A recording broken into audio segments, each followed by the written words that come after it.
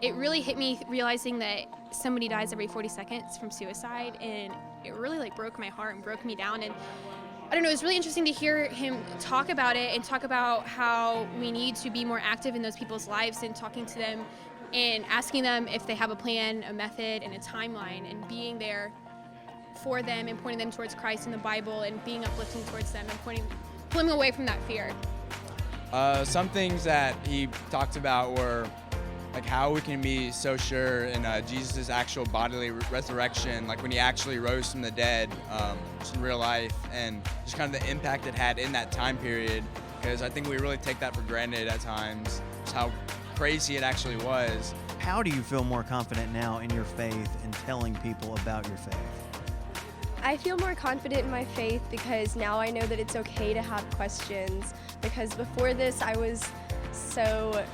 kind of insecure about my faith almost, because I didn't know that it was okay to have questions. And so he made me feel a lot more confident in my faith, and now that I'm more confident, I'll be able to go out and share my faith with more people. Overall, what are some other things that you were impressed with tonight's service about? I was really impressed that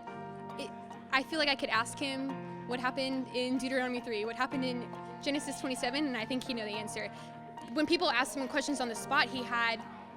answers that were backed up with biblical truth from specific biblical passages, and he would tell us, well, in Luke 7 this, in Matthew 13 this, and that's something that blows my mind, because that's something I'm trying to work on right now, is really knowing what happens in each specific chapter, each specific biblical book. Something that really struck me is how he said, don't be lazy thinkers. Yes, and that's something that I really took to heart, because I just started doing Christian ministry as my major this semester, and beforehand